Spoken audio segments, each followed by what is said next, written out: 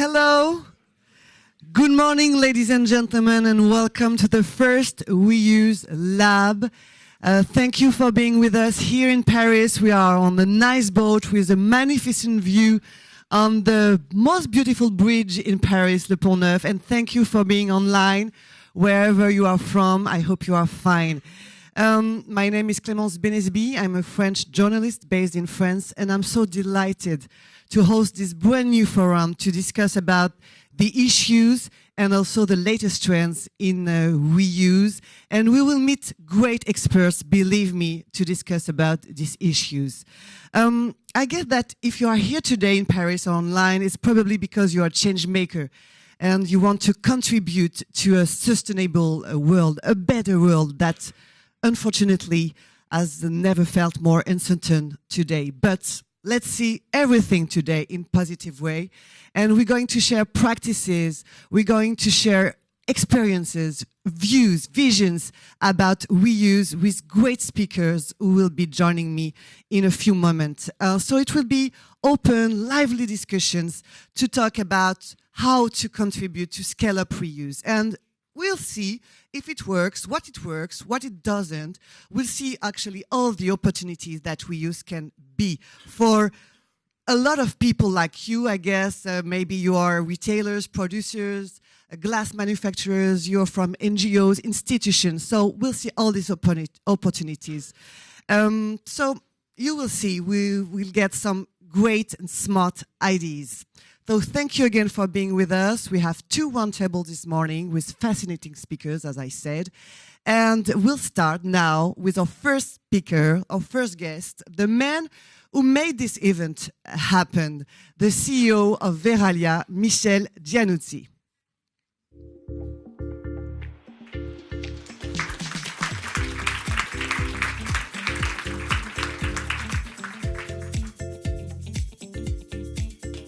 Hello, Michel. Good morning, Clémence. Good morning, everyone, and thank you very much for participating to this event. I'm so delighted to see people in person and not just through digital screens. Unfortunately, for those of you that cannot join physically, it's still good to use the technology to participate to such an event. So again, welcome to all of you, and thank you very much for joining this lab. First of all, you probably know that we were supposed to start to have this meeting in February. Unfortunately, at that time, we had another health sanitary measure that prevented us from having this meeting, so we had to postpone it to now. Unfortunately, you know very much what's going on right now in Ukraine. It's a very sad news, but despite all this, I really thank you for taking the time to participate. And of course, we all hope that this conflict will very quickly come back to a stop and come back to a more peaceful situation. One of the things that this conflict has taught us very recently is how dependent we are on fossil energy, how important is circular economy, because this is really showing our weaknesses. The way the world is running is really quite in difficulty right now because of this conflict, and this was kind of a magnifying lens that showed us how vulnerable, how weak we are on these topics. So why are we here to talk about reuse? I mean, first of all, it all started 2 years ago in 2020 when Verallia started to think about its purpose. And our purpose has been defined through a lot of interviews, 1,500 people in the company with our suppliers, our customers, our local environment people participated to the definition of the Verallia purpose. And our purpose is reimagine glass for a sustainable future. And here, what we are trying to do together this morning is try to reimagine reuse for a sustainable future. And why are we talking about reuse? Well, the first thing we need to acknowledge is that since our consumption is growing endlessly, I mean, the waste due to packaging, and especially in the food industry, is growing exponentially year after year. Just quoting a few numbers, I mean, this packaging industry is emitting 900 million tons of CO2 emissions every year. The World Bank is predicting that the solid waste for packaging industry will increase by 70% by 2050. Another scaring number, in 10 years between 2009 and 2019, in EU, the packaging waste has increased by 20%. So it's not surprising that many regulators, consumers start to worry about it and say, well, what are you going, guys? What are you doing? Is there not another way just to have another system, another economy that is not just a waste and a linear economy, but what are you doing on a circular economy? And avoiding to trash or to put in the waste bin the packaging. So some governments are acting quite strongly, by the way. If you talk about, for example, Germany, in Germany this year, starting in 2022, 70% of the beverage companies, of the beverage packaging, have to be reusable. In countries like in Chile, 30% of the sales in supermarkets for bottles have to be also reusable. So it's coming. So whether we like it or not, this issue has to be taken into account seriously. It has to be studied.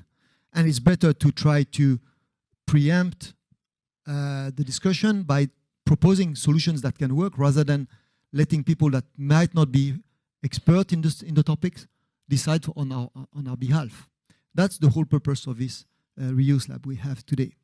Now, reuse, let's be clear, is not the magic solution. I don't think so. If we want to limit the CO2 emissions, if we want to improve the circular economy, we know we have to work on, first of all, on the production side to start with, by reducing significantly the CO2 emissions we have in our factories. Now, we at Verallia have committed to limit the global warming to 1.5 degrees C, and that translates into an impressive CO2 reductions objective of 46% in 2030 compared to 2019. So we're going to almost halve our emissions in 11 years. And we are on the right path to achieve a carbon neutrality before 2050 if possible. So that's exactly what we are doing, first of all, to reduce the CO2 emissions at the origin when we produce the glass bottles or jars. We, of course, are doing a lot to improve the recycling, which has always been part of this industry. We are very much supportive of the European Glass Federation objective of reaching 90% of collection of used glass and used jars by 2030 in order to, of course, improve the circular economy by increasing the recycling part of it. So we have done already a lot of things in these two areas, but the missing part was reuse. What are we doing about reuse? Frankly speaking, not a lot. Some countries have always been very active in this area, like in Germany, for example, where reuse has been always culturally part of the way people address, for example, mineral waters or beers in some areas. But in many countries, it has been abandoned over years. And that's where we are here today, is what do we need to do to find a solution that works, that is viable. And what I mean by viable, for me, it means three things. First of all, it has to be, of course, if possible, economically sound, or as close as possible economically sound. You must not be profitable, but at least you can't lose tons of money by making such a system work. Secondly, of course, it has to achieve the good impact on the environment by avoiding the landfill, avoiding the CO2 emissions with a reuse system. But thirdly, let's not forget the users. It has to be desirable for the consumers, for the users, because we know very well that even if everybody will declare that they are taking care of the environment, they like to reuse and so on, if we don't provide solutions that are at least, if not desirable, at least practical enough for the consumers to implement them, we will fail. So it's a big challenge. It's a big challenge. We don't have the answers. But collectively, with all of you, we hope we can find some interesting ideas. We can find some interesting solutions. And we count on this lab, and this is why we call it a reuse lab, to experiment.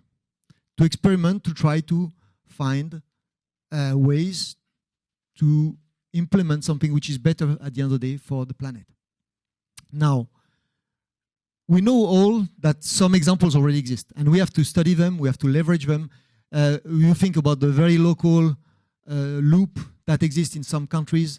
Very local, that makes sense, because you can see already, they can measure the benefits of it. It works at a larger scale. For example, I mentioned Germany, for example, for beer or mineral water, it already works at a larger scales. Can we make it work in all countries the same way? Not sure. There are cultural differences. Can we scale up in all countries? Again, it's not obvious. What do we do with products that travel from one country to the other? For example, the spirits industry is very much an export industry, and products travel from countries to countries. So how do we take care of them? Does it work? I mean, again, that will not be the one solution fits all for all the products and all the countries, but at least we need to have some thoughts about it. Now, I'm very pleased to have been able to host so many experts, so many panelists that will help us think about this today. And first of all, I would like to thank warmly all the contributors to this white book, which again was a great achievement of last year. Thanks to all of you. Thanks a lot to all the contributors, because that has been a great work, and it's a starting point for this journey. During the day and during this morning, we're going to have a lot of interesting conversations with all the panelists, with all the experts. We are going to try to explore some avenues together. And I really thank you for your participation. I really thank in advance all the panelists for their active contribution.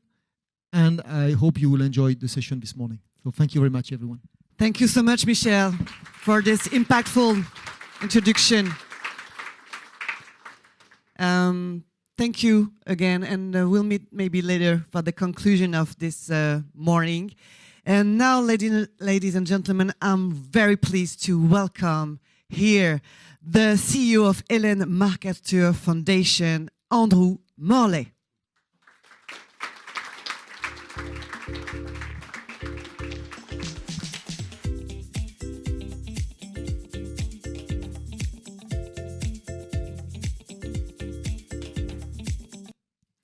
Thank you so much, Andrew, for being with us today. It's a great honor.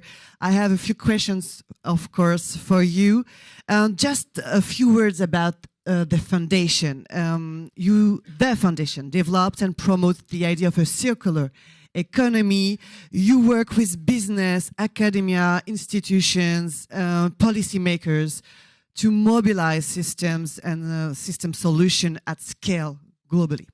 So, first of all, maybe it's a remark before a question. It's quite unusual to see an NGO tackle this kind of challenge of circular economy. I've never seen that before. Maybe you can tell us more about it. Well, thank you. Firstly, I wanted to thank Michel for the event today. And is it working, the mic? Yeah? Yeah, it should be fine. Okay. Michel, for the meeting today and for this event and bringing everybody together, and also particularly for the report that came out recently, which we contributed to as well. The Hélène MacArthur Foundation was set up 12 years ago to develop and promote the idea of a circular economy and to mobilize scale solutions. And at the time when we set it up, there was no other NGO that was focused on this topic.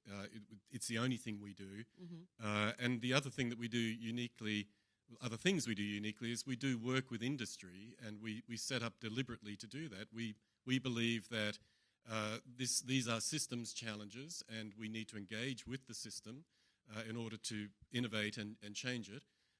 We also quite uniquely focused very much on the economics, and we published the first report globally on the economic rationale for a circular economy.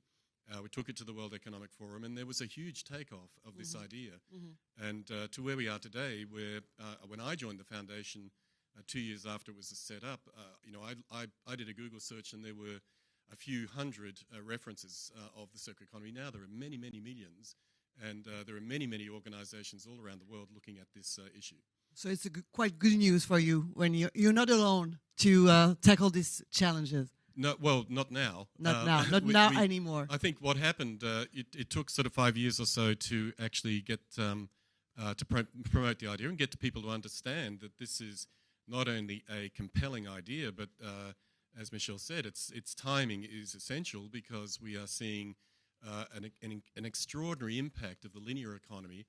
And I think just even understanding the need to shift from extractive, wasteful, polluting economics, massively wasteful, to one that actually is designed to keep materials in use, to eliminate the unnecessary materials, to also try to build into industrial activity regenerative practices. So, we want to have an economic system that actually, as a byproduct, is regenerating nature. And so it's, eliminate the impact and actually be positive in the impact. Yes, actually, the positive impact is very important. It's not just a question to harm the nature, it's to find the great solution, the best solution to protect, to restore. Yeah. This is a kind of new mindset. Well, it is. This is very much about mindset and economics. I mean, the mindset is what problem are we trying to solve here? And much of sustainability over the last 30 years has been trying to reduce the impact of a linear economy. So how do we, make incremental reductions in impact? But essentially, that just buys time. And as the economy, grows, as we heard, there's no way that approach will actually be fit for purpose. So what the mindset needs to be, how do we transform our products, service systems and solutions in different global contexts so that they actually are designed to keep materials in use, to eliminate waste, and also to have a positive regenerative impact. And that's not only relevant for companies that are producing food or using agricultural inputs. It's also very relevant for companies that are technical material companies, electronics or packaging, because these organizations also have huge footprints, whether it's a carbon footprint or their built environment, their buildings, their factories. How do you think about everything that you do as an organization with a lens of regenerating nature ultimately? The company you work with, do you think they're ready to make this shift? Well, we've seen an extraordinary adoption of this idea, as I said, and we work with 300 organizations globally in the core of our network, but we have thousands of other companies around the world actually now connected into our network, and they are on this journey. And I think, as well as we've heard, this is not a fixed destination. It's a journey that we will learn on and evolve over time. And what we're trying to do is to shift the mindset from this linear sort of extractive, reduce the harm of that, to really innovate in ways that build into the products and services and systems that we make. And it is being adopted, and we're seeing a huge take-up of this idea. Can you give us maybe some examples? It would be interesting to share what the companies have done so far with you, and what kind of practices, what solutions they try to build with you. Well, if you look at the one of the things that we did as an organization was to focus on plastics as a topic. And we did that because it's everywhere, and everybody has a guilty relationship with it, everywhere on the planet. We chose that, and we worked with a number of companies, the Nestle's, the Unilevers, the Cokes, the Pepsis, many organizations. And we established, first of all, we did a report that we released at the World Economic Forum. We did the analysis that said there would be more plastics in the ocean than fish by 2050. It got more media pickup than any report that had ever been released at the World Economic Forum. And we did that with these companies. We actually did the analysis, and they fully endorsed the report. And we then established a global commitment that by 2025, these companies would only put on the market recyclable, reusable, or compostable packaging. And that journey has been a really profound shift. We reached a peak virgin plastics use in this cohort of the signatories of this global commitment last year. That's extraordinary. Yes. So now we are seeing recycled content starting to kick in, but we're also starting to see companies making very, very bold commitments for reuse. And Coca-Cola is an example. A bold commitment. Can you give us an example of bold commitment? Coca-Cola has committed that by 2030, 25% of their beverages will be in reusable packaging. Currently, it's about 15%, so that's a very big shift. And I think that the leadership of these companies are really important. But what and they are innovating and investing very heavily. And Nestle is doing similar things in the regenerative space, for example. It's true. And in Nestle, we now have the chairman and CEO talking about them competing on the basis of being a regenerative company in the food space. And that's really powerful because they are investing heavily in innovation and setting the pace and actually shifting effectively the basis of competition. How those companies are organized to implement and develop reuse? Did they settle a specific organization for that? Well, I think that in all of the leading companies we work with, this is a topic that is embedded into the strategy of the organization. This is not a peripheral. Purpose. It's the purpose. It's part of the core competitive agenda that they have. They organize in different ways, but they have taken this into the core boardroom discussion that this is part of their purpose and it's a key part of their strategies going forward. Right, it goes from marketing to the supply chain. All across. Marketing, supply chain, material selection, logistics, finance, internal performance management, all of these things play into it. But let me tell you something. I have maybe one or two more questions, but very quick. This is a complex situation, actually, because when you're talking about Coca-Cola or Nestle, they have a lot of single-use products, of course, and it's quite profitable, and it's part of their business model. So, and on the other hand, they have to invest and make major investments for reuse and etc. So, how do you? It's a complex situation and equation. So my question is, do you think that reuse, let me rephrase it. Do you think that compromises are permitted in terms of reuse? Well, I think that again, this is a journey and it will take many years to get the infrastructure and the standardization and everything aligned. One of the important things in this is it's a combination of industrial innovation for scale solutions and regulation. And it's regulation to get behind the innovations and support those on the one hand, but it's also regulation and policies to actually level the playing field because we need to bring the entire market up. And this we're starting to see this play out globally. We're working with UNEP and UNEA on the global treaty for plastics. Mm-hmm. There are many country initiatives, European, etc. So the regulation part of it is an important part of it. I do think that we will learn as we go. There will be more successful models and less successful ones. I don't think it's an issue of compromise. I think it's an issue of innovation and learning as we go, and that will be a many-year event, and we just need to keep at it. And I think what's really interesting is that this is the problem that we're focused on now. And we have the industrial innovation engine and the engineers and the scientists oriented on this problem now, as opposed to how to optimize the linear economy. And this will shift, and it will take up quickly, actually. So you feel optimistic about reuse? Well, I think that I'm optimistic that as we orient to this problem and we get the industrial innovation and the regulatory, and we also build demand and help people understand, the better solutions, the combinations of these things can absolutely scale very quickly. And that's the reason for optimism. We are part of the solution, right? We're part of the problem and we're part of the solution. And the leaders are actually embracing that and putting the measurement in place so that we are very clear that we're actually making progress in the right direction. Thank you so much. Time is running very fast, unfortunately. I would have loved to spend more time with you, but we have also great speakers ahead. So thank you again, Andrew, for being with us. Thank you so much. It was a great pleasure, and it sounds clear, thank you, that many actors are making some incremental changes, and these incremental changes will lead to a big change. Thank you again. Now, ladies and gentlemen, we're going to start our first round table, and I would like to welcome on stage Tobias Billenstein, Adeline Farelli, Karsten Fuchs, and Björn Knupp.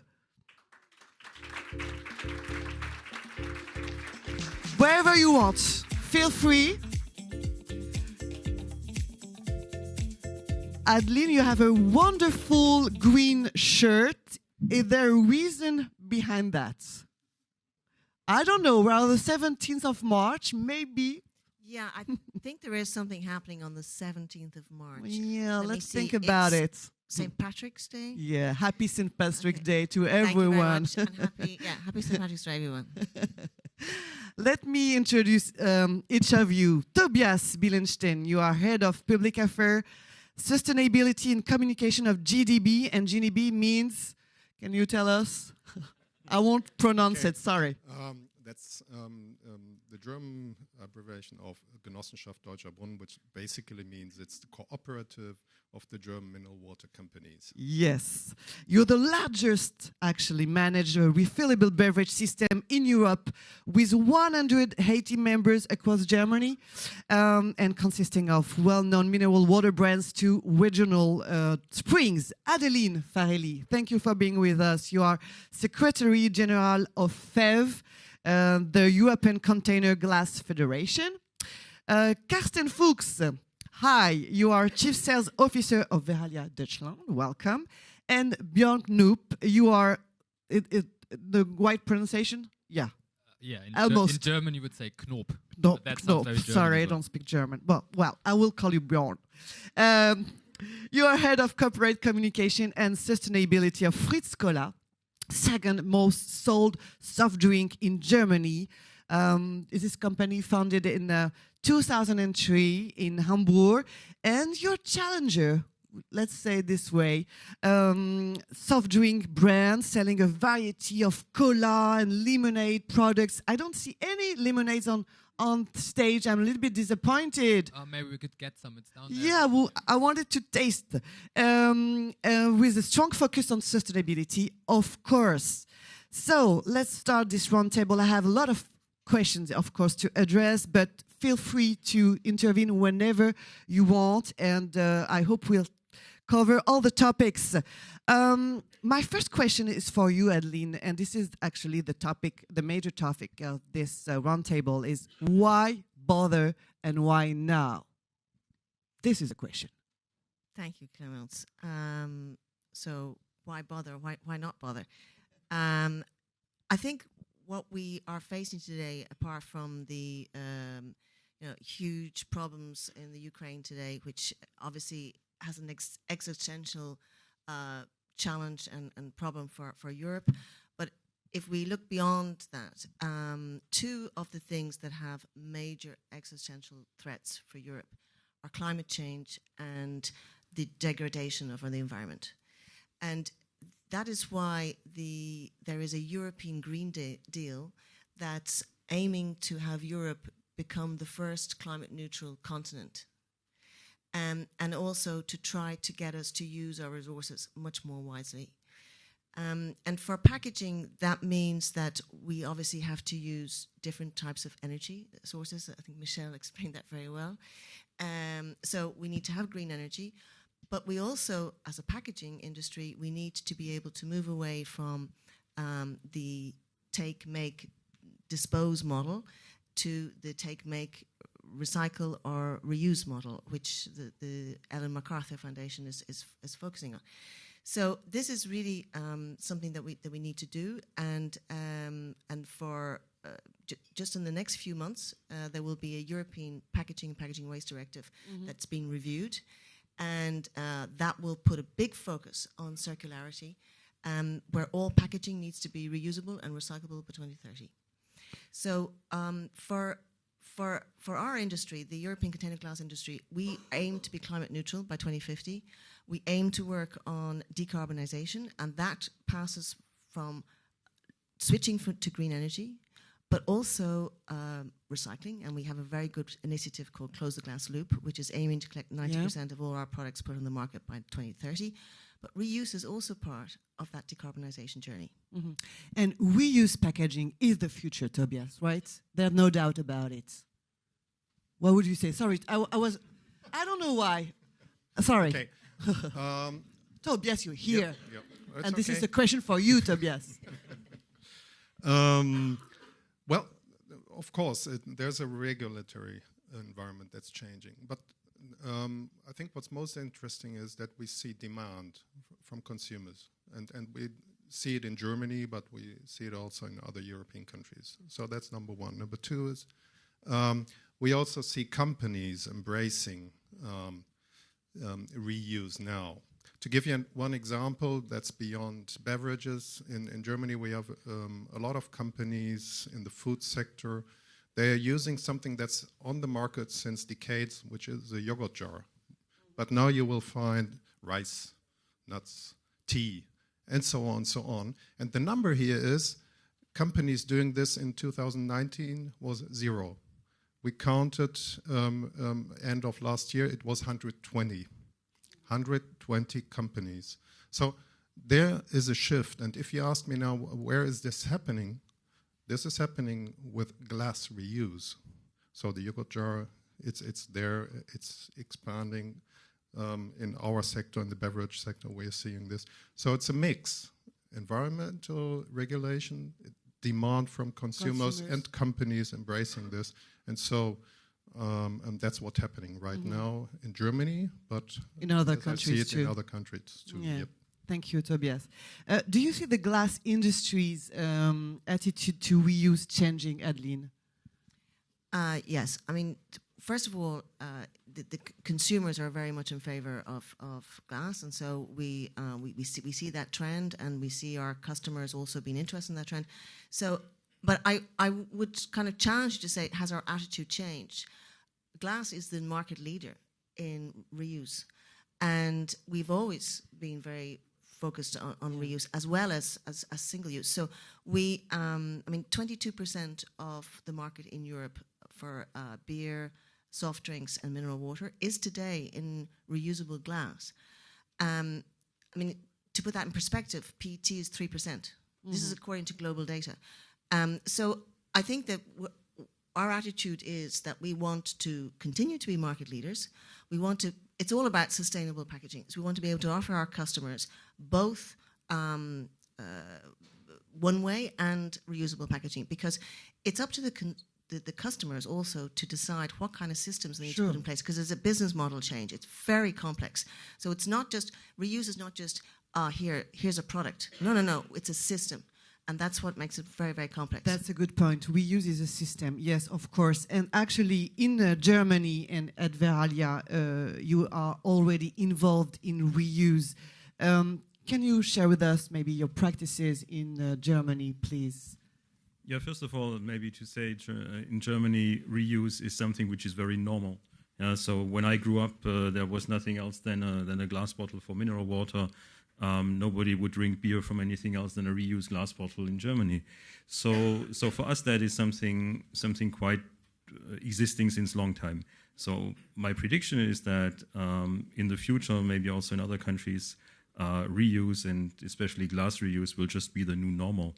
The next question is maybe, will people be willing to adopt that? That is, of course, what you say, Adeline, is there a consumer preference? I think that is very much present, but there needs also to be the possibility to have the system behind it. So. And I was wondering something, because maybe many companies can ask themselves, if they go to reuse, maybe they're going to lose business. Because, for instance, at Verallia, the purpose is to produce many bottles, as many as possible. So if you are in the reuse system, you will, basically, you will reuse, produce less bottles. Maybe it's a little bit simple, and I don't know if I'm right, but...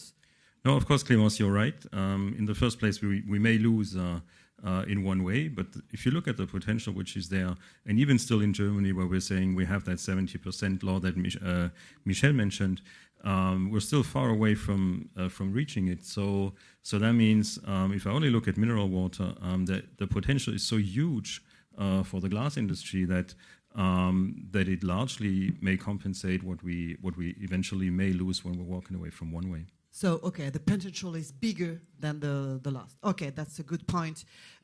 Germany is considered as a leader on reuse practices, and actually, Bjorn, reuse is really at the core in your business model. Tell us more about your story. How did it all start?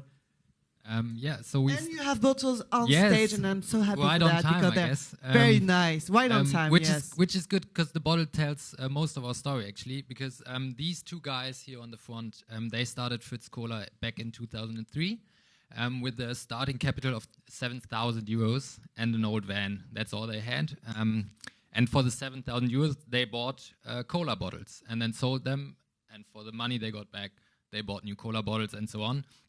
Today we're a little bit bigger, about 300 people in Germany, and we're selling all over Europe actually. And bigger than Coca-Cola? No. In terms of sales, no? Not even No, oh, close. sorry. Not even close, not even close in Germany, to be honest. But we've always been selling our product in glass only. We haven't sold a single plastic bottle in our whole history. And I think when we remember back in 2003, the shelf of beverages in Germany was boring. It was mineral waters, a few, one or two big American brands of cola, and then that was basically it. Today it looks totally different. We've got a lot of craft colas and everything, but back then it was very boring. And single use was on the rise and reuse was on a sharp decline, dropping from 70% in 1998 to like 40% where it is now, basically, within a few years. And back then we thought, well, it's time for someone who tries to turn this around. And also our two founders were very engaged in environmental groups, and they said, we can't do this plastic thing. And then that's how we started. We didn't start with white glass. We started with an old brown beer bottle. Today, probably that wouldn't work out because it doesn't look that nice. But, Okay. So you test and learn a lot. Yes, we do test and learn a lot, especially with reuse systems outside of Germany. But yeah, within Germany, we just, instead of switching to the single-use business that everyone is going to, we kind of joined the beer circles and the beer logistics with our products. And we started in on-trade, so the bars and the clubs and everywhere in Hamburg, they really liked it because all they needed to do was open the bottle and give it out. Nothing It else. was an easy system. Yes, Okay. yes. And also Because back this is then... the main issue. I mean, Yeah. reuse can be complicated for a consumer, but Yes. from your perspective, it's quite easy. It depends. depends. It depends. But in on-trade, it's easy because the bottles just go out of the crate and they stay in the club and then go back into the crate. So it's very easy. And in Germany, it's rather easy because the system has been there for 80, 100 years. But as a newcomer, is it easy to join the reuse systems? Technically, yes, because this is a pool bottle. Everyone can use it. You can just buy it on the market basically, and then join the pool. This pool is not managed. There's no one actually managing it, such as the GDB does it. So it's kind of happening by magic, as we used to say, which is not true. It's hard work, of course, especially by the wholesalers and retailers and us. But there's no one measuring how many bottles are in the pool and circulating everything. It's just happening. So it's easy. You need someone to produce for you, of course. And you need someone like GDB, maybe, to produce the bottles. And let me give you some figures, because GDB manages reusable pools with more than 1 billion bottles and 100 million crates. That's huge. I would like to know a little bit more about this pool system, and tell us more about this bottle, the Pearl bottle, which is the most famous bottle in Germany and maybe one day all over the world, I guess. And it is said that virtually German citizen refillable pool, I don't know what I wanted to say. Forget about it. But this is a very famous bottle. Yeah, it really is. So I brought it for everybody to have a look at it. So this is a reuse bottle at first, and it's out there since more than 50 years. And such a bottle makes in average 50 circles, so it's on average refilled for 50 times. And it's used nationwide in Germany by more than 140 companies, which means It's every company is using it. If you buy it in the south in Munich and you return it in Hamburg, it just goes to the next company using this, which makes it very efficient. So this is first the bottle, and there is a system behind it, and we are managing it. Number two is this is a brand. And this is what you mentioned. So everybody in Germany knows this bottle, and everybody taking a look at it, and we have some market research on that. 97% of the Germans look at the bottle and knows this is mineral water. And there's a lot of trust in it, because it can only be a strong brand if people trust in what you do. Now, the bottle is not existing in itself, it's embedded in a system. And you already said reuse is a system, and this is most important here. It's not just us and our rules within the pool, how to manage it, when should it be ejected, and so on. We are cooperating with retail. We are cooperating with gross retail. And in the end, we are cooperating with consumers. Because they are all part of the system, and it only works if everybody understands it. So simplicity is key here. And cooperation? Cooperation and trust. And finally, if we think all this together, and of course we are doing this with this bottle for more than 5 decades, in other systems even a little longer. It was not everything there in the beginning. And I think this is also something very important.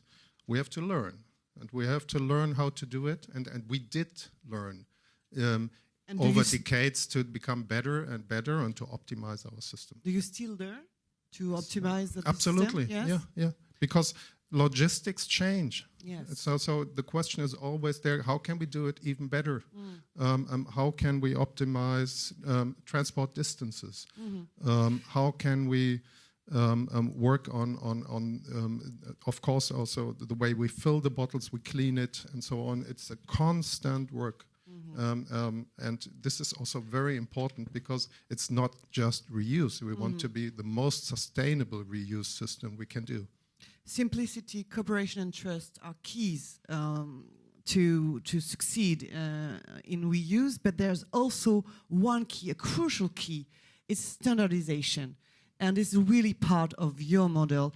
And Tobias, to what extent is standardization the answer to the reuse system? Well, that's a really good question, because especially most companies with strong brands, if they hear standardization, they say, "Ooh, yeah, it's scary because I'm going to lose the soul of my brand." Exactly. Of course. And I can tell you, the biggest and strongest brands in Germany are using this bottle, and also very small regional companies are using this bottle, and they are all doing good business. And now the point here is standardization is not uniformity. So it's not in the end that we have shelves where boring shelves, that's what you just said. It's the opposite, because we can do a lot of things, and I think Björn can tell you much more about this. It's in the end, of course, we need standardization in order to be effective in environmental terms. But standardization is not a thing brands should be afraid of. Yeah, you can customize actually your bottle. You can, of course, intervene anyone here. But yes, Björn, I think you're at the good place. Yeah, I think if you compare our bottles for the last 18 years, as I said, the first bottle it looked horrible from a perspective from today by design and everything, but today we've managed a few things. For example, we've got this label that goes all around the bottle, and it just gives us more space to tell a story. Well, we're pretty clean on the front. That's our kind of marketing. But you can tell a lot on the bottle. When I started at Fritz Kohler only 3 years ago, the caps were all silver. Very boring. Now we've got them all in the color of the label. And just these almost easy things all build up our brand. Especially we're using the color black a lot. So everything that we can make in black is very nice for us. Everything is black, actually. Even your website is black. Yes, everything is black. Even I'm Yeah, you're black too. Yeah. dressed pretty black. And then if you want to empty one, you'll even find a little print on the inside on the label. Costs us actually a lot of money, and every time our finance department looks at it, they are like, "Oh, do we really need to do this?" And then our marketing department says, "Yes, we want to do this because we want to have an experience with the bottle." And you need to differentiate. That's right. And then in the end, if you look at all these components, the bottle is only one out of 5, 6, 7 components that you can use. And I think you can actually spare one. And I think our story shows that you can spare out this one if you want to. Yes, Kirsten. Yeah, maybe what we see here is really pool systems. In the end, size matters. If you're a big company, if you're Coca-Cola, you can afford to have your own pool. You can have your own glass reuse pool. That is not a problem. It's just a question of how big are you and what can you manage. So we're having that in the beer industry. We're having a coexistence of pool systems, and we're having also individual bottles which work as well. So it's only a question of size. But the smaller the company, the better the pool solution, of course, works. Adeline. Yeah, I think it's important to underline that I think there isn't one size fits all. So we need to take into account many things in a reuse system. So we're talking about standardization. What does standardization mean? It really means plain packaging. And for a lot of brands, for a lot of companies, it's very important to stand out in the shelves. I mean, there's a huge competition out there. And even when you talk about premium products, for example, I mean, perfumes, think about very premium spirits. So we should also be ready to have certain exceptions. I mean, you can have a pool system for where you have big economies of scale, where it makes sense. But for premium products, which is less economies of scale, what do we do with those? And so I think there's also a nuance to be made between the different types of products and also the consumption patterns in different countries. So maybe in Germany, there is a consumption or a consumer habit to bring your bottle back. Is that the same, say, in France or in Ireland, in my country? I don't know how many people want to bring back their bottles to the retailers. I mean, is everybody willing to do that every Saturday, to go back to do that? Because that's what it means. So we need this buy-in for consumers. So there's a lot of different elements, and I think the plain packaging, I mean, it makes sense maybe for local markets, but not to be just widespread across every single product category. And for premium market, it will be, of course, harder. It makes sense. Karsten, how can your experience help people and other activities in Verallia, in other Verallia markets? Well, first off, I think that Verallia Germany is the specialist of reuse bottles. So we know what we need to do to make them last and to make them refillable. That is something that we can bring to the party, and that, of course, we share inside the group of Verallia. I think if you want to see further steps outside of Germany, what really needs to be done is setting up the infrastructure. And here, Verallia itself is, of course, limited. We need to have all the stakeholders at the table. Now, first off, you need to have the logistics organization who brings back the empty bottles to the bottler. But then you need, in the first place, you need to have the retail on board. You need to have the supermarkets where you have those machines who pay back your deposit, where you put in your empty bottles. And of course, then you need the consumer in the first place to say, okay, we want to do that. We want to bring back our bottles, and we want to pay a deposit, and we want to do that carry back. I think for glass, it's not so difficult because consumers are used to recycle glass. So if I bring that back and throw it in the bin, I might as well be prepared to bring that back to a supermarket and to get a little bit my money back. But without the retail on board, it will just not work. Yeah? We have and Björn said that it's very easy to, if somebody wants to start a new pool, or even what Tobias said in the beginning. So we have a yogurt jar pool, and somebody else just wants to put coffee or tea in there. You just hook on the system, and you have already the system in place and the infrastructure in place where people can bring back the empty jars. Yeah. But do you think that the German reuse model can be duplicable in other countries? I would say yes. So So why should it not work in other countries? Because it's just a consumers question are of different, as you said, the supply chain system is different too. yeah, Andrew said that earlier. So maybe there needs to be some consultation between different stakeholders. Maybe we also need some support from the regulation side if we want to go forward. But my experience is when the consumer wants something, then he's going to get it ultimately. Adeline? Yeah, just very quickly, I think the consumption patterns are very important to understand. So you cannot apply one system to another country, just lock, stock and barrel. For example, take the beer sector. In Germany, everybody buys beers in crates. So, in France, they don't do that. So, not at all. I mean, that's an example where it would be very difficult to impose a reuse system, for example, in the beer sector in France. Sure, Tobias. I think it's a twofold answer here. Of course, if we take just the bottle again, we can easily imagine that this is also working in France or in any other country. The point here is what's the system behind it and how does it work? And this has been definitely adapted to consumer behavior. Again, it has to be simple for consumers. And so we will find a different answer on how to manage it, for example, in France. We will find a different answer how to manage it in any other country.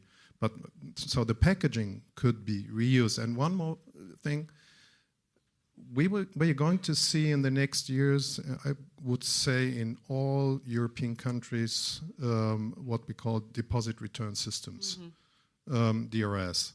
And once a DRS is in place, the reverse vending machine doesn't care whether it's single use or reuse, it just takes the bottle. So this is a very important part of the infrastructure, and this will happen definitely in the next years. And this is one of the basic things to organize or to run also a reuse system. And so I think we will see a better condition for the infrastructure in the next years. And again, where the reverse vending machine is, in Germany it would be in the beverage market and in the retailer, maybe in other countries at a different point. But so the general is we are going to see the systems, we are going to see the infrastructure, but the details will be different in every country. Sure, Adeline, yes, please. I have to dispute what you just said. I'm sorry, but it's clear from our studies that we've done that a DRS, deposit return system, that's being put in place today around Europe is for single-use packaging. And it's misleading for consumers, but on top of that, there is absolutely no evidence that it increases reuse. If you introduce a DRS for single use, you will not get an increase in reuse, and that is the evidence. Sorry. No, that's a good point. And in the second roundtable, we'll see actually how experience and all the things you create for the consumers are important to boost also the reuse. Because if you just don't give them boosters and give them maybe sometimes retribution and money, they won't do it. But it's kind of, actually, I don't know if it's a responsibility coming from the companies or from the consumers. I mean, there are so many things to invent altogether, and we'll see that in the second round table. And on top of that, there is the policies and Europe. And do you think, Adeline, that the policies in Europe are stimulating the reuse system? Do you think that it's a pitfall or? Well, I think policies are going to come for sure, and I think it's helpful to have an EU sort of direction or a framework. We don't think that I suppose we don't think, and we have to establish that position. But blanket targets, like we have with recycling targets, we would probably question that, because a blanket target would apply to everything and not making distinction between, whether you're in an export market. For example, spirits, 90% of the spirits bottles are exported outside the country they're produced in. The same wine, 50% of wine, for example. So, I mean, we need to, a blanket target would discriminate, discriminate against everybody. So I think we need to be more discerning, and maybe we need to focus on local markets, and we need to focus on the big economies of scale. But I think, yes, I mean, it can obviously help to have a dialogue, and also to stress the fact that it is a system, and that we need to bring people around the table to talk to each other about how best to put in practice. So I think a lot of the EU can set the direction, but each country should maybe decide themselves how they want to, if they want to develop that business model, including the customers, by the way, because they're the ones who decide what business model they're in. Sure. How can the glass industry be more proactive and collaborative in working to foster reuse? What needs to happen, Bjorn? Well, I think if you look at the criticism that comes from other industries, that would always be energy efficiency in the production of glass and weight. So it would be clever just to tackle these two topics, because this is like communication-wise, this is always what we get as a criticism. And then, of course, I think we need to look at new technologies and new innovation and new ways of doing pools, for example, because nowadays we're able to get data on where the bottles go and how they come back and everything. It's a lot easier than it was 50 years ago. So now we can actually say, oh, this bottle does like 50 cycles of reuse and so on. So we should actually work on that, I think. And then, of course, I think glass has an advantage, as we see in the white paper. In most European countries, interestingly not in the Asian countries, but in European countries, everyone thinks glass is sustainable. Period. Not even though single-use glass, a lot of things that our customers in other countries, they're like, oh, at least it's not plastics. So yeah, but this awareness is good, but is it enough? Good. Is it enough? No, it's not. And that's the point. It's not enough, because we'll see in communication and in consumer behavior that people will start questioning that. And if we don't, and especially if the glass industry doesn't perform better on efficiency, on CO2 emissions and everything, this will fall together like a house of cards, I guess. Tobias, would you like to say something about that? How to reach this tipping point? How to make it possible? Well, actually, it's happening, and also what Björn says.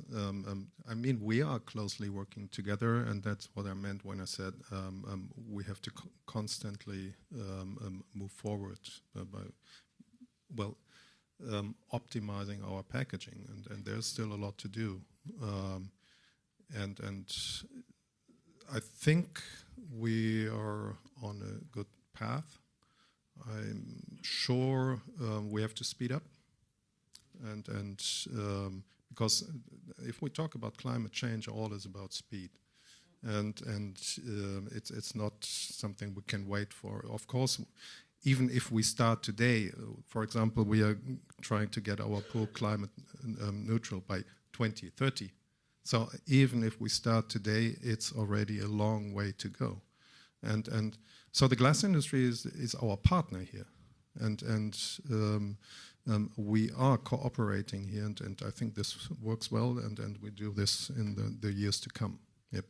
Adeline, how to make it possible and to move up faster again and again? Well, what we're doing today is already a great start, to have a dialogue between all the actors in the chain to see how we can increase the amount of reuse. And so I think what we need to do is to talk to each other and really, put in place what sectors, category by category, what can actually go to a reuse system and what can stay in a single-use system. So I think this is already a great start. And yeah, there are many opportunities, right, in reuse. There's no question, no doubt about it. Let's go. Yeah, let's just be Germany as a role model for once, and what yeah, you but see. if it's and your what you see role model and it's not duplicable, tell me how we're going to do. I don't understand. No, in fact, it's maybe not known as much in other countries. And what you see on the table, this is not niche, that is mainstream. Actually, you have a lot of things to teach, I guess, to other countries, and I would like to thank you for being with us. Maybe if you have one word to conclude, one thing you would like to say to all the people who are here today in Paris and online. Choose the world. The world, not the world. Choose the world. Well, we want to continue to offer, my members want to continue to offer sustainable packaging options to the market. So that means reusable and recyclable. And we are working on decarbonisation. We have many strategies. We're progressing as you speak. And we are already market leaders in the recyclability of packaging. It's 100% endlessly recyclable. It's also endlessly reusable. So we are market leaders, and we intend to continue to be market leaders in that. It's more than one word, but it was very good. Björn. I would say every bottle helps. Like every bottle that we use is helping. Okay. Tobias? Well, first, DRS in Germany do both single use and reuse. 2, let's do it. So why waiting? I mean, if there is demand, and I met up yesterday with some people here in France, I understood it's happening also here. So please go forward and just do it. Glass reuse will be the new normal. That's a good conclusion.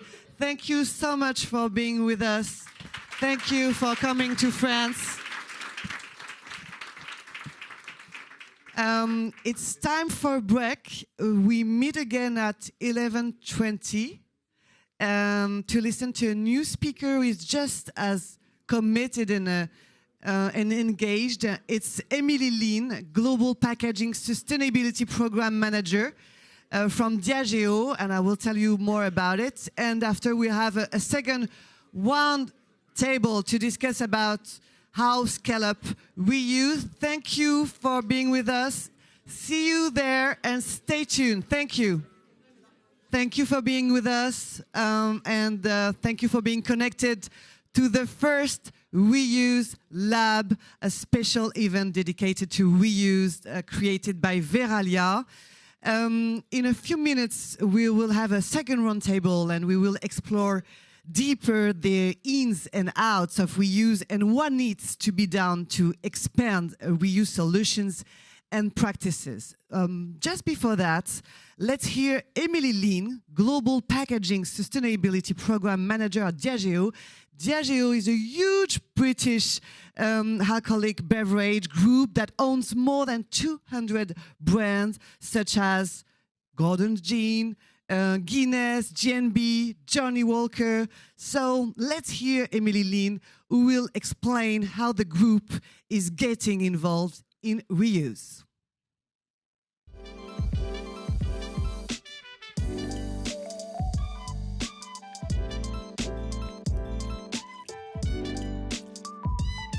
Hello, I'm Emily Lin, Global Packaging Sustainability Program Manager at Diageo. Thank you for including me in today's meeting. Reuse is critically important for everyone's efforts to reduce our environmental impact, and trials are happening around the world. There's a lot to be optimistic about, but a lot of the work still needs to be done to mainstream these models. Diageo is committed to reducing our supply chain carbon 50% by 2030, an ambitious goal that we'll have to further embed reuse models to achieve. Within the beverage alcohol industry, these circular models could be expanding bottle collection, refilling bottles, or changing the way our drinks are poured in pubs. Reuse has long been used for beer, kegged beer for on-trade consumption, and returnable glass bottles around the world. Our goal is to expand and premiumize for our spirits portfolio and really amplify this work by creating mainstream appeal and adaptation. These shifts rely on active collaboration with consumers, customers, retailers, and the hospitality sector, as we're all learning how best to approach this. And it'll be a process of test and learn. There'll be things that we don't get right. There'll also be things that we do, and that will change the way we work going forward. Internally, we've moved to a reusable spirits dispense system at our new Johnny Walker Princess Street in Edinburgh to reduce the amount of glass bottles going through that venue, saving about 15,000 bottles a year. In India, we've started a glass return system for McDowell's No. 1, one of India's most popular spirits brands. This system allows us to reuse 35,000 tons of glass each year and continues to grow. This collaboration set up to reduce our environmental impact, create local jobs and reverse logistics, and reduce costs. These benefits make a great case for why businesses should find ways to employ these models, but are missing a key element for success. How do we engage consumers to participate when linear models are commonplace and convenient? This is where we need to partner across industries to create a real shift in consumer behavior. As they ultimately make that decision of what happens after they've consumed the product. It's important that we look at how best to set up these circular models, creating an experience and keeping it simple to participate if we aim to normalize around the world.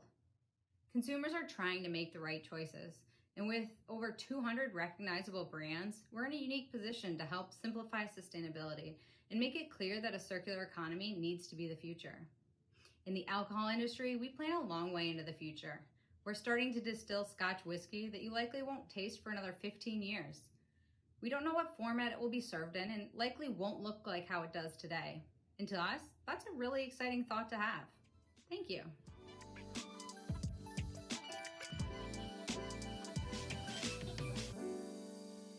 Thank you, Emily. Now I'm going to switch into French, but don't worry, there'll be translators. Traducteurs seront là pour donc cette traduction simultanée en anglais. For the rest of this morning's session, to provide both French and English interpretation in both languages. So whatever happens, you'll be able to understand this. So I would now like to welcome to the stage Scarlett Zetti and Sophie Nguyen to the stage. Vous avez les micros qui sont là. So you should have Bonjour, microphones just in mesdames, front of bonjour, you. monsieur. Hello to all three of you, actually. Ravi de vous accueillir. Je vais faire les présentations. So I'll just quickly introduce all three of you. Scarlett Elisi, you're in charge of awareness raising for sustainable development at the Carrefour Group. Gonzague Gru, you're with us as well, so you're co-founder and of Azage, which is a company to come up with reusable food packaging and that can also be easily cleaned, and we'll be talking to you a bit about that.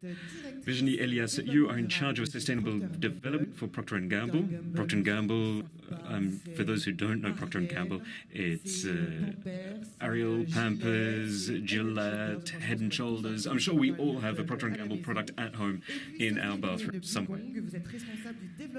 And then we also have Sophie Nguyen, who is in charge of development solutions at Citeo. It's also a company with a mission, and you're in charge of the major consumer divisions to look at the environmental impact of packaging and paper packaging by coming up with reduce, reuse, recycle type solutions. So you will all receive a report. This is going to run through all of our conversations today.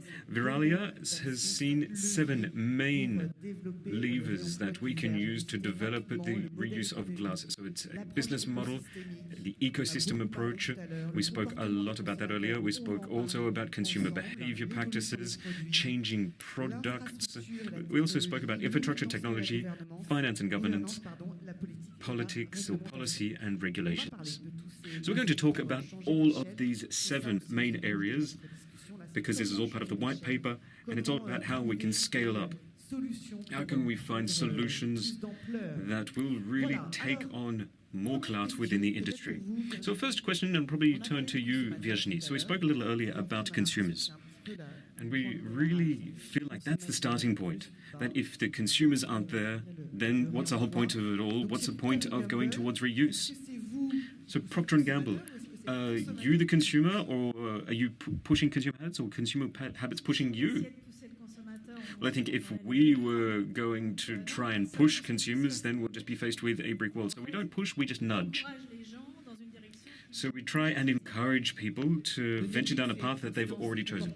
So nudge, you're going to change slightly, get them to change their habits? Yeah, we just nudge them to take on different habits. And reuse, it's a rising market. And it's because it's a sense of aspiration and people aspire to having no more single-use packaging. And this is something we very much see throughout Europe. When we ask them, for example, how do you plan on reducing plastic waste? 77% of people in Germany say that they will reuse packaging, and 72% in France. Around the world, it's only 52%. And in all sustainable development areas, there is a huge gap between what people say they will do and what people actually do. Pretty much, you can divide their intent by half. So only 50% 20% of people who say what they will do actually do it. So how do we close the gap? And our answer to that problem is that we make reuse as enticing as possible. Now, I won't give you an answer to how we'll do that a little later. Oh, you're teasing it here. So everyone say that it's easy for users. So what do you see over at Carrefour? Consumers there, are they really on board? Well, first of all, thank you very much for having us here. But what we see as a distributor, we have two main challenges to overcome. We have the current needs of customers today, but we also have to think of what is going to happen in the future. So that is what drives our overall ambition. And we see more and more consumers out there who they want to know how things were made, what the environmental impact is. And for packaging, that is a main concern for a lot of our consumers. So we have to do something about it. We have to work on our own brand, our own proprietary brands, to actually reduce packaging at the outset, upstream. We also have to look at recyclability of certain products, but we also have to think ahead for what the needs of the future are going to be. So, for example, the reuse is one way of doing that. Modern consumers, they don't know what they are going to want or need in 5 years. They don't even know what they want now. So be it in wholesale, where we're starting to increase some more wholesale type items. We're working with startups to try and find really practical solutions. And that's a key word, practical. And simple? Exactly right, simple. It has to be simple. Loop is one of the first distributors that we work with. And really, it is nudging. So we have to educate consumers, to nudge them. Now, you're exactly right. Education is so important there, even in terms of sales, but also upstream as well. Gonzague and Sophie, how do you see modern consumers? Let's start with you, Gonzague. Well, I'm not going to really say what's already been said, but we really need to tap into this green drive that a lot of people have. And we have consumers who are looking for solutions, looking for ways to reduce environmental footprint, and they want to reduce the number of single-use items that they have. So reuse is a perfect solution to that. But also there's law. More and more laws are coming into effect, be it the JACT, the REACH directive in Europe, and there's a lot of other laws already in the pipeline that are really encouraging people in the right way. So what about the consumers? Well, obviously, we have to have consumers as part of this loop, because without a consumer, then you don't have a perfectly closed loop. And consumers, 71% of consumers say that it is up to the brands to reduce their environmental impact. Now, when it comes to reuse, well, brands are going to have to do a lot, but they're not going to do it if the consumers aren't with them.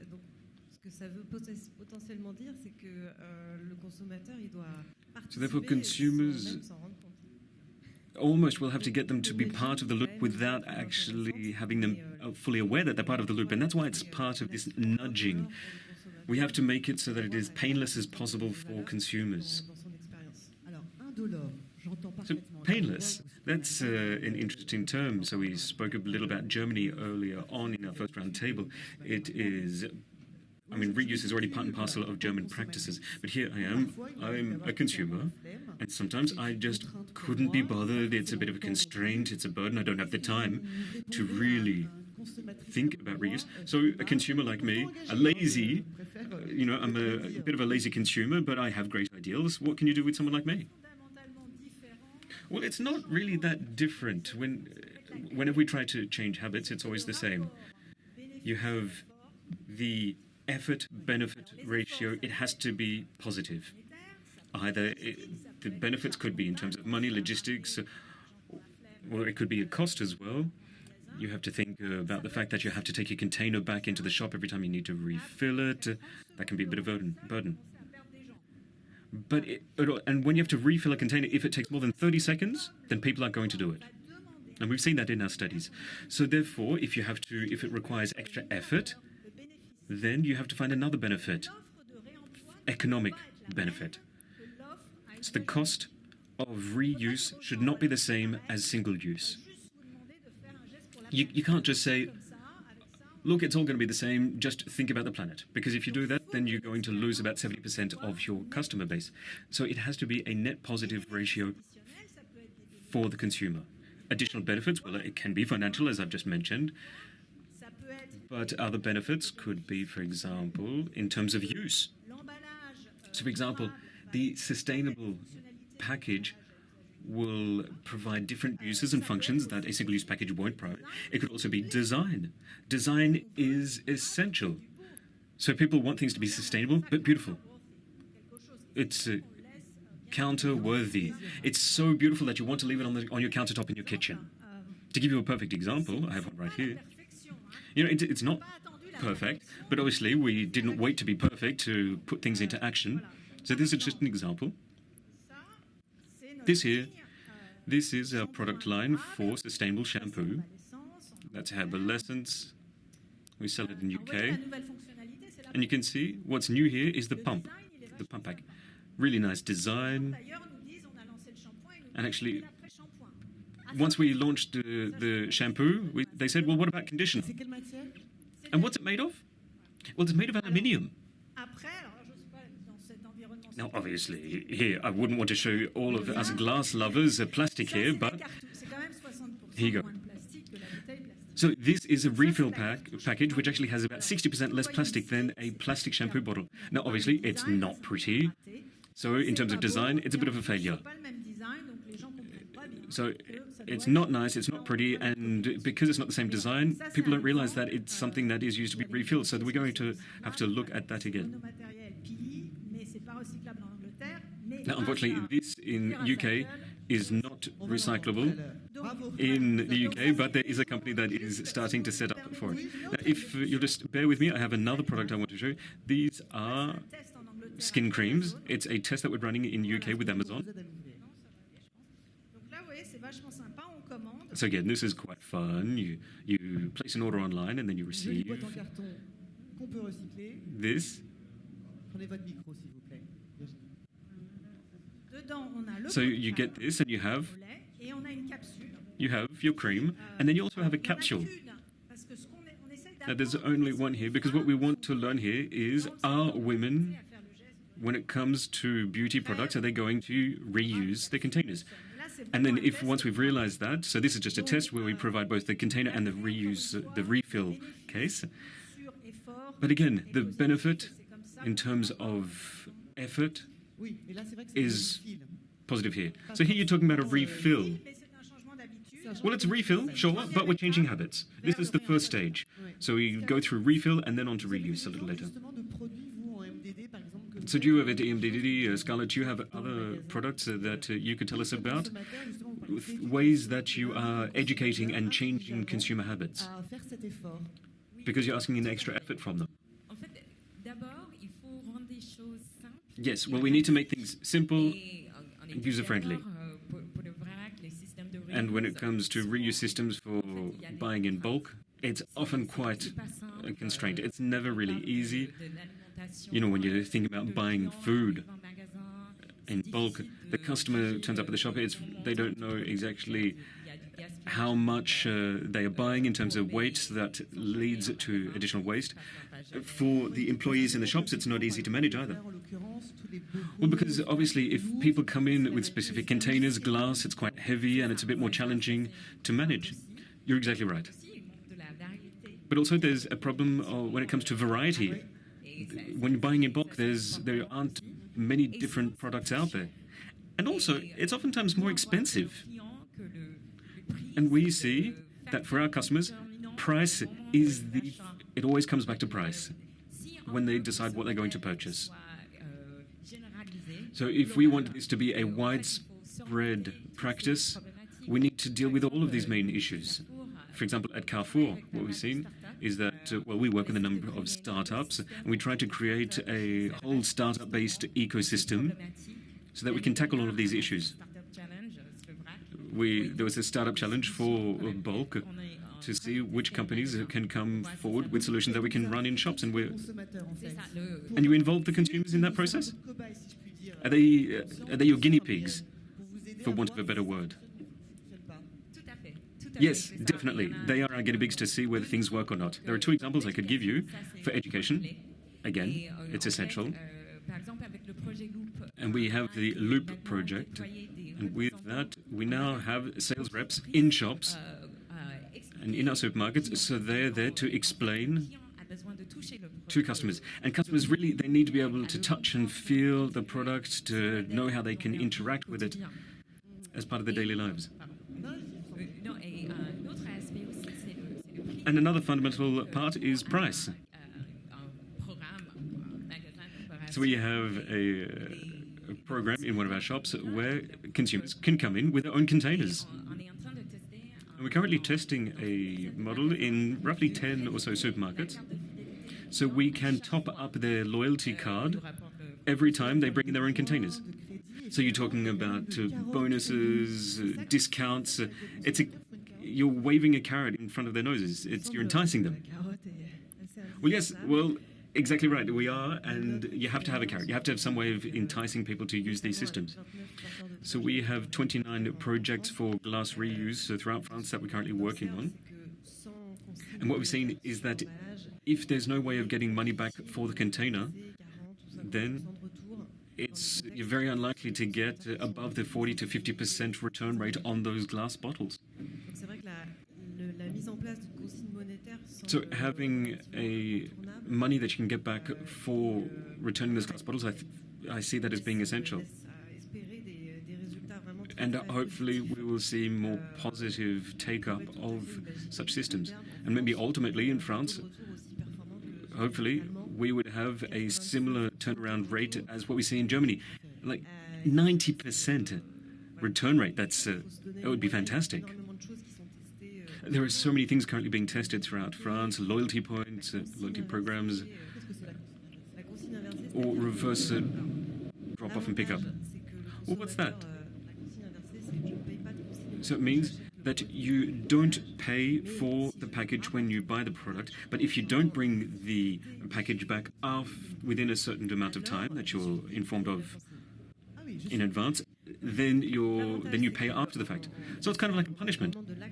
Yes, so it's when you buy a product, then the price of the glass bottle won't be included in that. And we worked with, for example, Bledina, and we did a lot of communication about that. And often this notion of dropping off your glass bottles after use in France is not a major thing that people are going to do in France. And also, if you do that reverse drop-off and pick-up system, then it's going to be very cumbersome because you almost need to pair together the consumer with the specific package, and it's a lot of infrastructure and IT. Okay, so it's interesting. You were talking about creating new experiences. And Daily Pick, it's a concept that was started with Anne-Sophie Pic, a Michelin star chef. And you will drop off and pick up the glass containers and reuse them. So you've already been running this experiment, and how have the consumers responded to that? Have they really embraced it? Because this is very much part and parcel of the reuse world. Well, Daily Pic, it's a restaurant brand kicked off by Anne-Sophie Pic in a number of places around France. And the choice at the outset was to put everything in glass containers. She said it was the only way of doing it. It had to be glass. She didn't want plastic at all. So everything is in glass containers. And we were faced with two major issues right at the outset. First, consumers, they were bringing back the glass containers. And we had to say, well, we only recycle them, and they didn't really understand why we're recycling them and not reusing them. So that was the first hurdle we had to overcome. Second was that we had to use a supplier based in Germany, and there were a few issues when it came to supplies. That meant we had to have a massive storage of glass containers to be able to face any problems with the supply chain. So there were two issues that we faced with. So therefore, we had to work with both suppliers, but also one supplier, but also other suppliers to make sure that we always had enough containers. And it seems to work quite well, but obviously COVID happened, and obviously the food and beverage industry was hard hit in just a few months, and things really picked up after that. And we'd say over the past couple of months, things have really picked up. How many containers are you running with daily peak? Roughly 100,000 a year, or a few 100,000 a year. Well, once a business picks up, it'll probably be even more. Fantastic. Scarlett, you were mentioning Loop that you set up a few years back. Could you share your feedback with us? Are you happy? Where do you stand now? Yes, the feedback from our customers is extremely positive on this innovative project. Now, at Carrefour, we are quite ambitious when it comes to reuse. We want by 2025 to have 500 stores with reuse systems. 500 stores, so is that a lot or not compared to what you have in France? It's quite a good number, yes. We rolled out Loop in 20 stores so far. So by 2025, 500 is quite a lot. So it's at an experimental stage. Yes, absolutely. But what we need now is a variety of products. So far, we have only 42 products concerned. We have others in the pipe, but we are counting a lot on brands. Brands need to invest, and we actually want other retailers to follow suit and to really take a dive in this wonderful adventure. Are you part of this, Virginie? Yes, we were one of the first manufacturers to sign with Carrefour, and in Japan and the US. It's very interesting because it's the same dynamics, but we're still learning, and it's all at an early stage. Still, there's a great vision, but many obstacles. What obstacles? Well, to give you an idea of the different models, because Loop is only one of them, you have either a model according to which consumers have to fill up their bottles at home or in store. You give an example of this, or the filling is paid by the brand. But all these models actually require a change in consumer habits. The second obstacle is that we absolutely need a new economic paradigm. The role of packaging, for instance, in a linear model, the main concern is to really have the lowest possible costs. In the reuse model, packaging is an investment. It's a source of added value. So this is very different. And the production model is super optimized in the linear model. Now we're talking about a small quantity, small stores. And if you have reverted logistics component, it's another challenge. We talked also about the fact that bottles need to be washed, etc. So we have to reinvent a new model. And the third obstacle that we mentioned is regulation. The need for new infrastructure, industrial washing, for instance, a new partnership, etc. And all this needs to generate a net positive result at economic level, but also at the environmental level. With Loop, for instance, we learned that packaging needed to go around 8 times in the cycle so as to be virtuous, environmentally speaking. So we all agree on this. We need a new ecosystem. The brands alone cannot do this. We really need all the stakeholders to take part in this. We need private-public partnerships in order to succeed. There's no magical recipe, absolutely no magical recipe, and you are testing and trialing. I don't know if Gonzague, you work with Carrefour and Procter & Gamble, do you? Carrefour not yet, and Procter & Gamble not yet either. Well, maybe after this a reuse lab, you might get new clients, new customers. What do you expect from retailers, from brands like Procter & Gamble in this reuse loop? You're sort of at the end of the chain, but you're an essential link of that chain. So what do you expect from them? Because this is also the topic of our roundtable. We want to scale up. Well, it's true that we are dealing with a circular economy there, and it requires a paradigm shift. We need several stakeholders to take part. And we need to really continue this testing and learning. You just mentioned this. It's something you are making progress on.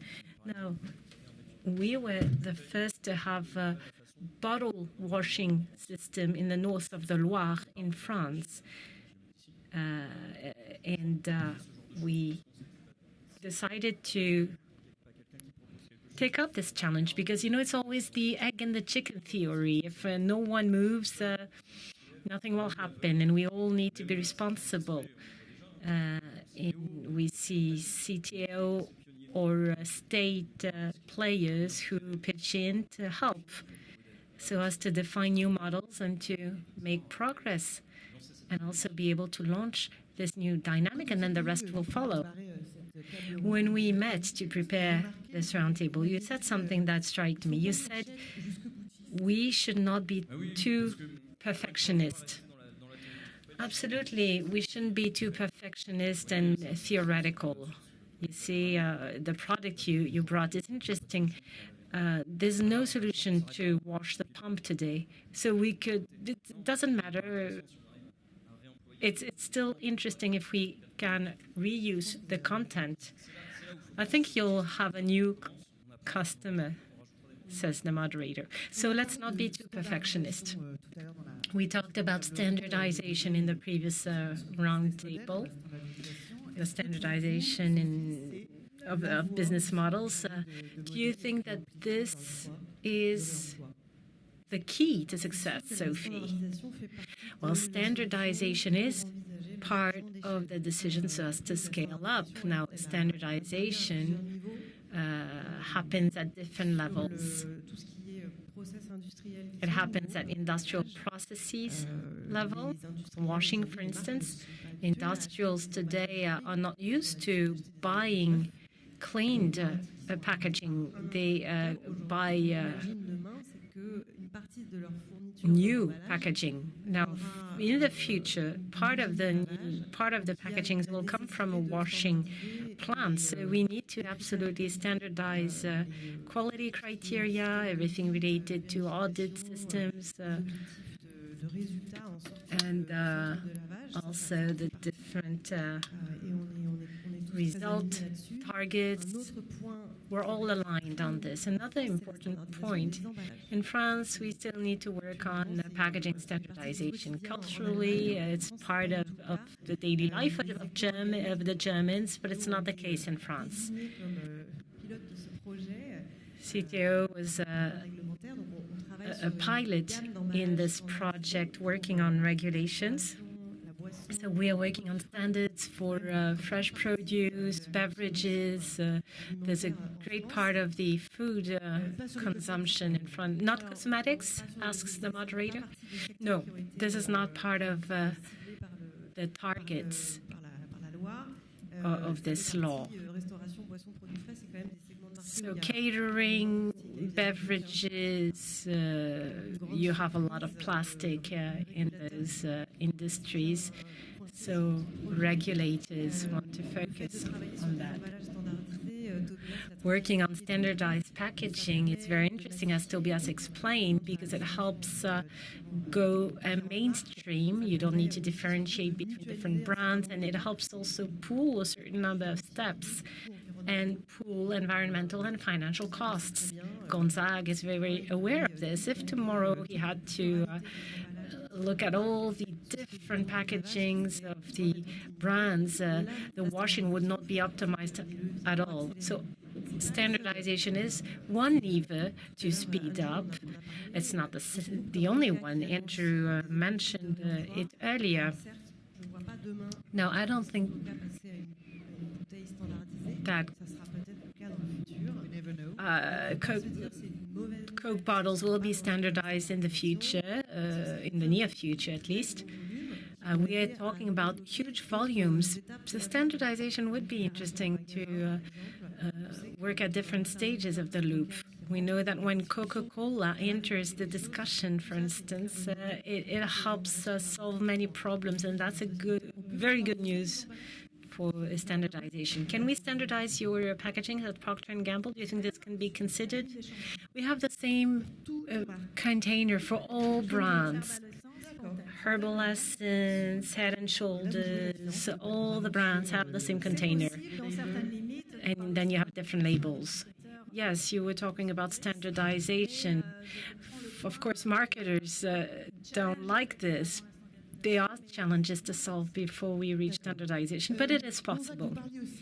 Gonzague, you were also mentioning being closer. You have a plant, a washing plant 10 kilometers from here, so you're getting closer to your market.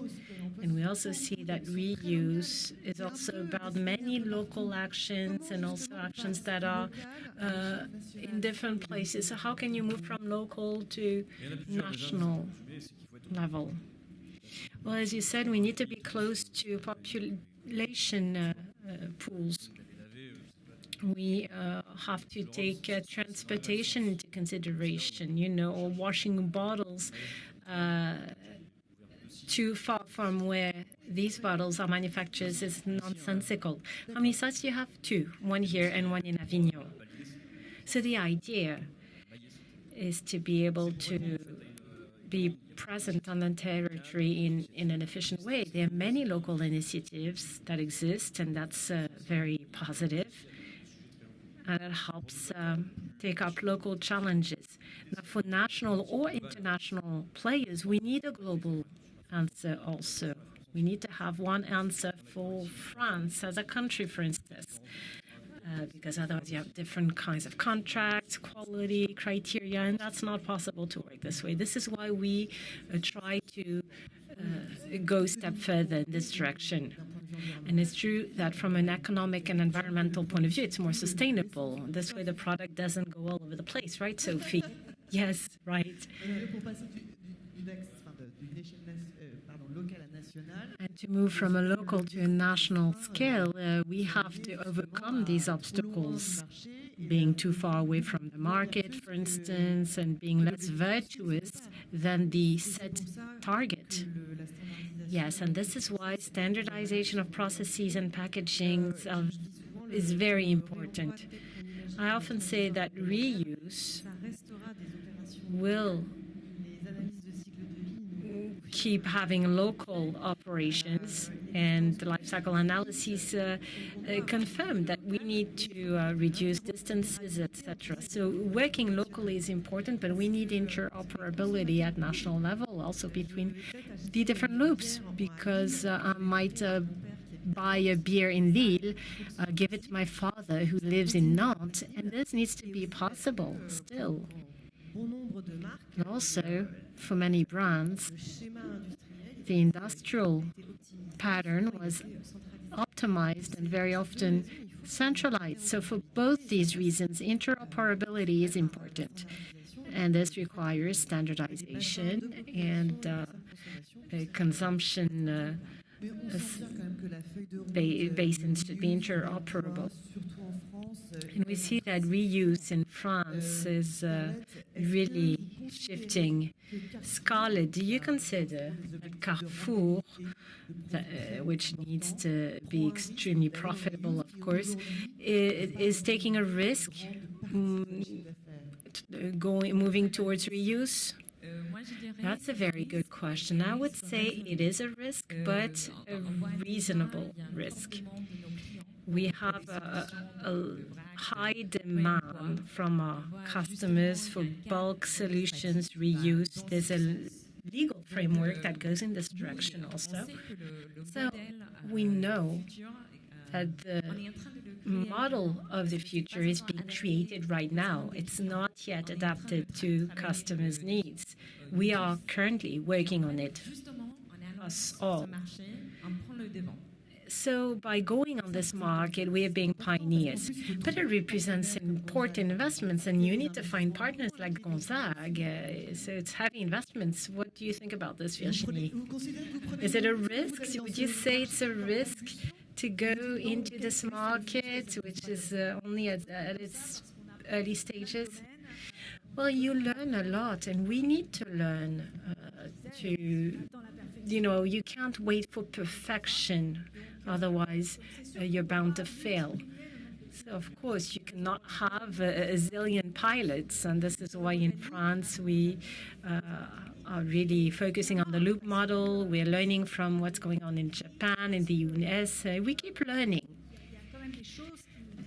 And there are hints that tell us that it's an investment that will bear fruit. So, of course, it is an investment. The fruit won't come right now, but we'll reap them very soon. And we have to learn and learn fast. We're very aware of this. One word of conclusion. Unfortunately, time is flying by. I was asking Andrew if he was optimistic regarding reuse. Could you give us your conclusions, all of you? Yes, I'm optimistic regarding reuse. And from a more practical point of view, I see this in the people I talk to, whether they be industrials or in the hotel industry. The question is not, are we going to do this or not? The question is, when are we going to do this? It's a certainty now. We know that we need circularity. We cannot manage our resources without this. And we realize how vulnerable supply can be. I'm thinking of the increase of prices on raw materials, gas. And on top of this, we realize that we really have to take the plunge. And I'm quite optimistic for the future. Sophie. I'm also very optimistic. Well, it's true that we are sort of starting from scratch in France, but there have been pioneers. We mentioned them earlier. We have associations in regions that worked on reuse, even though everyone thought this was part of history. So congratulations to these people. Today, we are taking up this challenge with 35 years of return on experience on the setting up of deposit systems. At the time, no one thought it would be possible, but it was. So we're quite confident. Also, we have returns on experience from countries with which a dialogue was already set up. This is going to be very helpful. And third, we have the capacity to communicate with consumers. And this capacity is much higher than it used to be. So we have all the ingredients in hand to do something good. Scarlett. I'm still optimistic, too. We see there's a convergence in this direction. There is a great demand from consumers. So the will is definitely here. But we must build a system that can be easily integrated into society. So everyone needs to play his or her part. Governments, retailers, main brands, manufacturers. We need to send our customers the same message. Educating customers is key. That's really the most important. Great, Virginie, you will have the concluding word. Optimistic. Well, yes, we have to go forward. 100% of our packagings are recyclable or reusable and will be by 2030. That's the target. Now, the European Commission wants to have a reuse rate of 10% at least. We have to see if we reach this. But I think that the key here is innovative offer, innovative supply. Of course, we'll need to have a regulation that's adapted to this. But the key here is, as I was saying at the beginning, to make sure that reuse is irresistible. And that might be the magic recipe. You made reuse irresistible. Thank you to the four of you. You deserve a big round of applause. Thank you for being with us. Now we're going to listen to Tom Zaki, CEO of TerraCycle, a major recycling player present in 21 countries.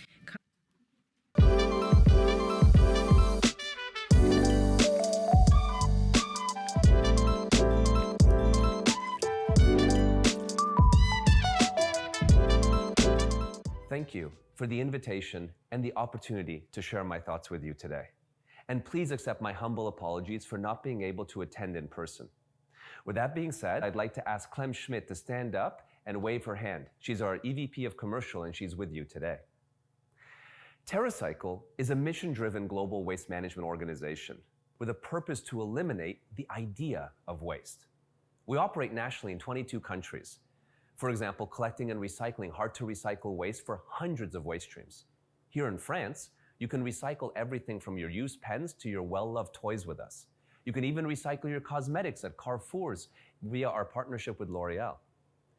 TerraCycle also helps manufacturers make their products from unique recycled materials, like French beach plastic into Head & Shoulders packaging.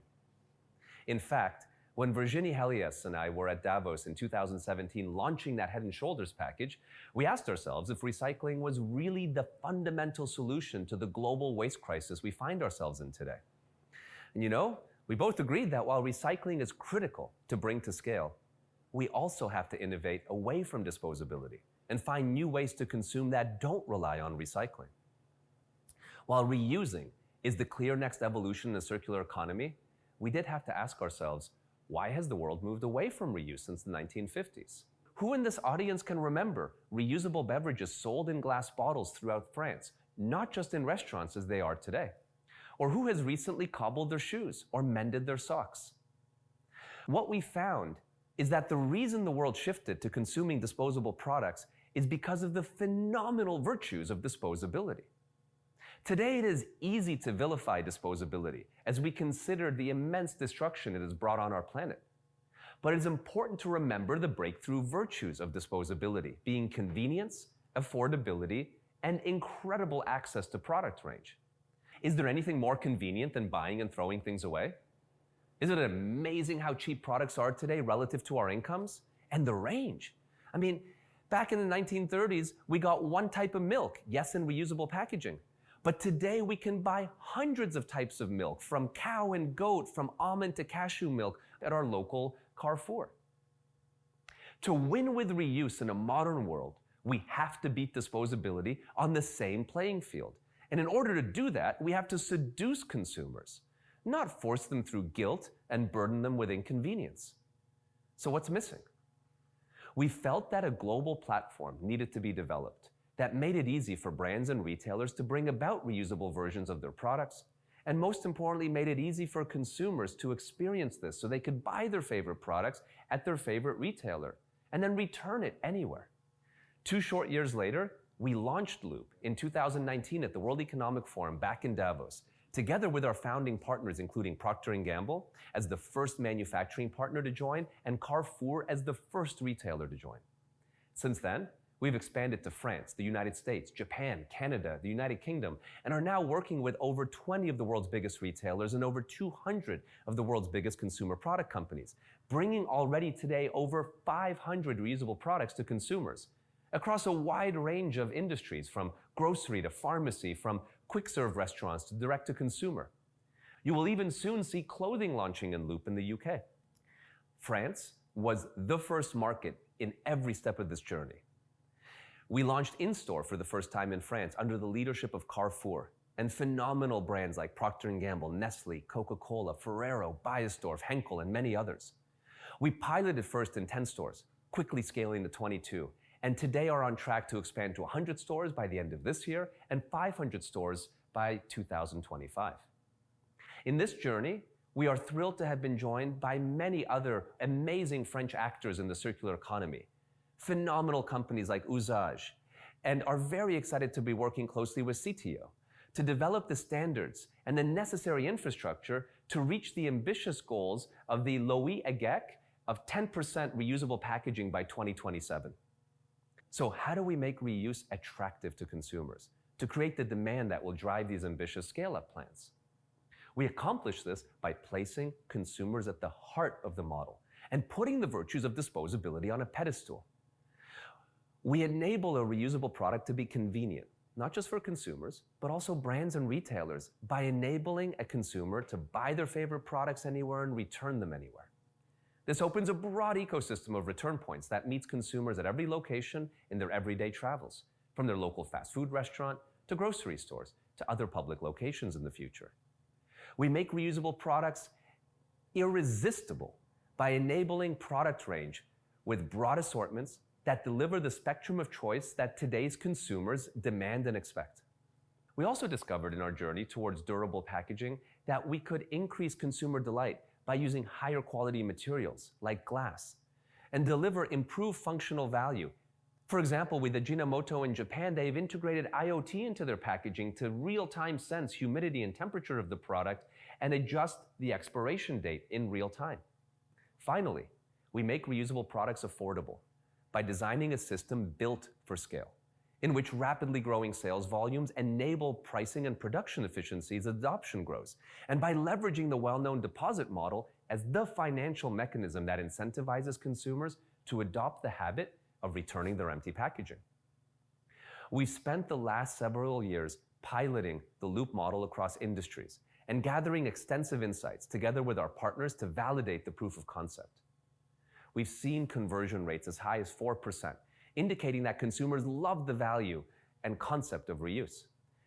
We've already established an average of a 70% return rate, which is still growing month over month as we build behavior change with consumers. We built an operational ecosystem validated by all of Loop's major partners with the highest standards of quality and sanitization that ensure consumer safety. We know that reuse can become mainstream because it was in our past, and it still is today in some industries and markets. It is the way beverages exist in Germany, beer in Canada, even here in the United States, it's how our propane tanks work. However, most existing reuse models in the market today are either single category or very localized. And it is critical that the system we implement together be scalable and global in order to address the size and scope of the waste crisis. Only at scale does the solution make sense from an environmental or an economic point of view. For that reason, we've built Loop as a collaborative ecosystem designed to enable stakeholders across industries to bring reuse to consumers around the world. We've been fortunate to collaborate with many industry leaders across a number of sectors, including brand manufacturers like Procter & Gamble, Nestle, Unilever, Coca-Cola, PepsiCo, Diageo, and hundreds of others, as well as leading retailers like Carrefour, Tesco, Kroger, Walgreens, Aeon, and a number of others, as well as packaging manufacturers such as Verallia and Tupperware, industry leaders in cleaning like Ecolab and Usage, as well as working closely on concept development with nonprofits including the Ellen MacArthur Foundation and the World Economic Forum. We know that to scale, reuse, and transform it into being once again the mainstream mode of consumption, we need to scale awareness, consumer education, and accessibility. Simply put, to provide more products that consumers love at the retailers they purchase at today. We invite all of the influential stakeholders represented here in the room, brands, retailers, and industrial partners, to join us in defining the future of the way we buy. Thank you. And with that, I'm honored to turn it over to Michel Giannuzzi, CEO of Verallia. Many thanks, Michel, for bringing us all together today.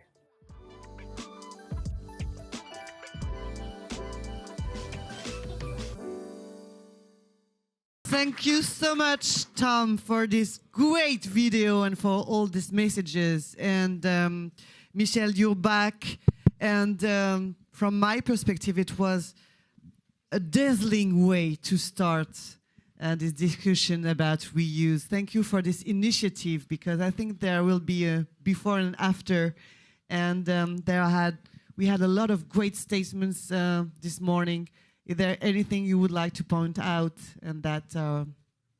Well, first of all, thanks again to all of you to have joined this initiative this morning. I was very thrilled by the level of optimism and enthusiasm that all the participants showed today. It's really impressive. without neglecting the fact that it's a very complex and difficult topic. I think everybody has raised all the potential difficulties and headaches that we're going to face. But as some participants have said, at the end of the day, the trend is there. I mean, we have no choice. The question is not whether we should do it or not. The question is how we're going to do it and at what space can we solve the issues. Now, the one thing which I really appreciated is the fact that many people are talking about the experimentation side, which is exactly what we are trying to do, is put the people together so that we can experiment, can test, learn from each other. No one has the magic solution, the magic wand, but together, collectively, we probably we will find the solutions. And that's what we are committed to doing, put together, act as a change agent and put together all the stakeholders that collectively will find a solution. Ecosystem, building an ecosystem seems crucial today. Well, ecosystem was mentioned several times, and I really liked what Tobias said. I mean, it's about simplicity, cooperation, and trust. I mean, those three words, I think summarize very well what make the ecosystem work or not work. And I think if we try to stick to those three words, I'm sure we'll find many more ecosystems being developed going forward. And it seems like there are more opportunities than limits. Yeah, I mean, we opportunities are clearly not always too obvious because right now I think we all understand how big is the challenge. Yeah. But I mean, there's a lot of potential. I think the potential is there, and at the end of the day, finding the right balance between all the three main topics that will make the solution viable, which are, I repeat, the consumer behavior. We talked a lot about it. I mean, if the consumers, if it's not desirable or at least easy and practical for the consumer, it won't work.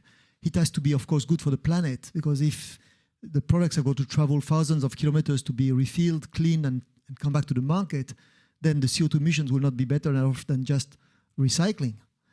And thirdly, I mean, we need to find an economical system model that is reasonable.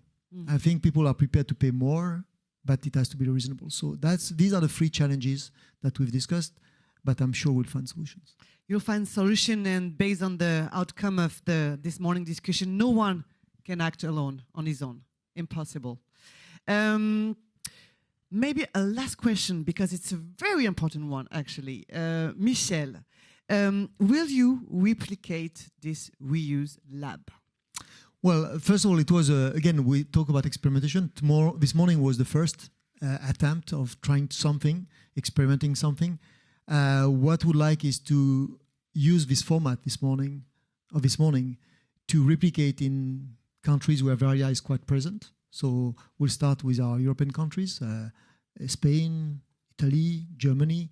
We'll go probably to Brazil and have similar platforms, similar forums to try to foster locally same initiatives. And I think the people talk to each other creates a lot of, I would say, enthusiasm and a lot of dynamics around the same subject. A great momentum, yeah, to develop reuse. Of course, it's crucial, and looking forward to the next reuse lab, and we'll get the information, I think, maybe in a few months. Thank you so much, Michel. Thank you for being with us. I hope you enjoyed this first forum, and I hope you brush up your knowledge, maybe. And I hope this forum gave you lots of ideas and keys to contribute to the reuse momentum. And definitely, reuse is a new normal. Thank you so much. And I'm going to just ask people who are here in Paris to stay a few minutes because I have more information to give you. Thank you so much. Bye-bye.